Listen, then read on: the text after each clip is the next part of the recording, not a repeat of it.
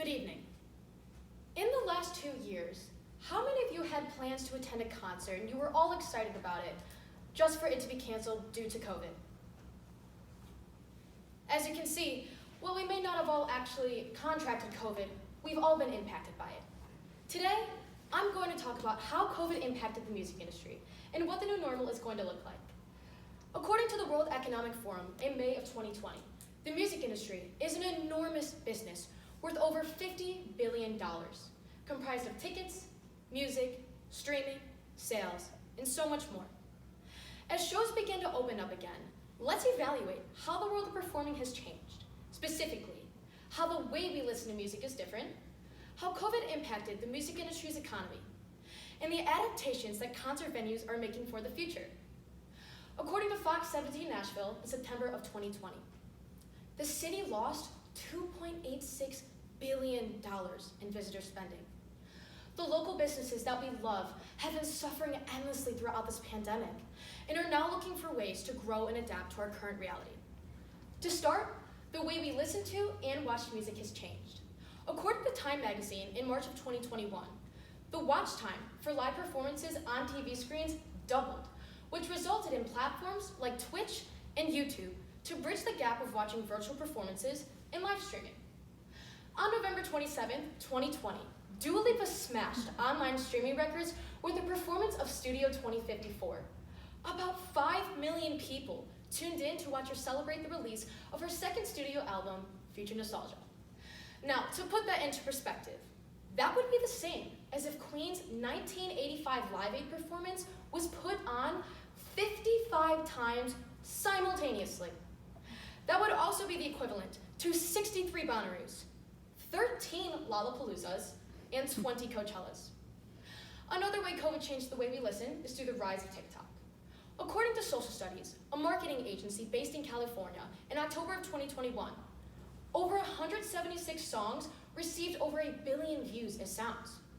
Take Olivia Rodrigo, for example. She had notable success with her show, High School Musical: The Musical. But after the drama between her and Joshua Bassett's breakup circulated across the app, Driver's License blew up, and TikTok created a pop star.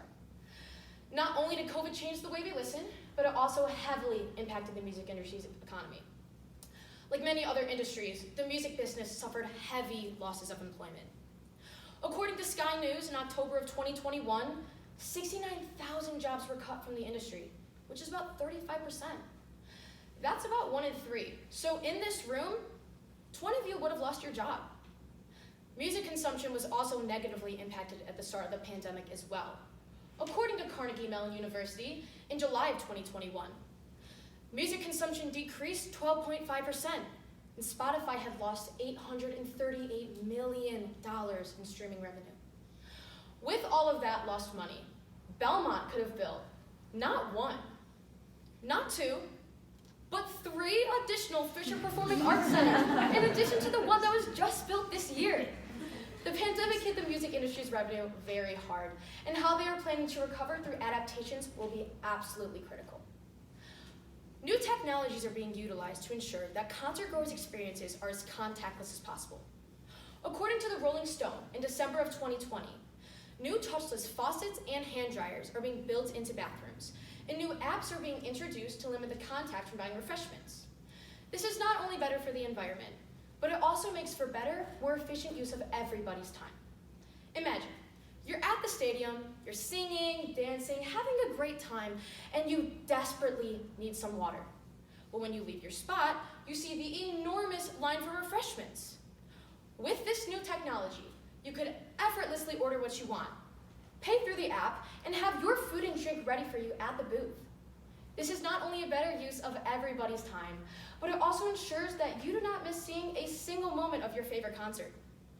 And of course, there are more restrictions. According to Lollapalooza's official policy in 2021, full COVID vaccination proof or a negative COVID test will be required to attend the festival. I firsthand experienced watching someone get denied into Lollapalooza this last year. Either their ID information did not match the information on their COVID card, or the COVID card itself is fake. The employees knew that something was not right and did not let him into the festival. Now currently, there is no mention of what the upcoming policy will be, but it is more than likely that similar policies may be implemented. Today, we talked about how COVID impacted the music industry and how it changed the way we listen to our favorite artists forever.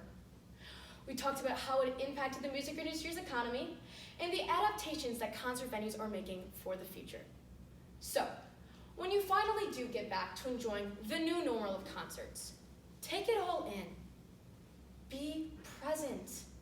And think of the many challenges that we've all overcome to get to that beautiful moment of experiencing a live performance. Thank you.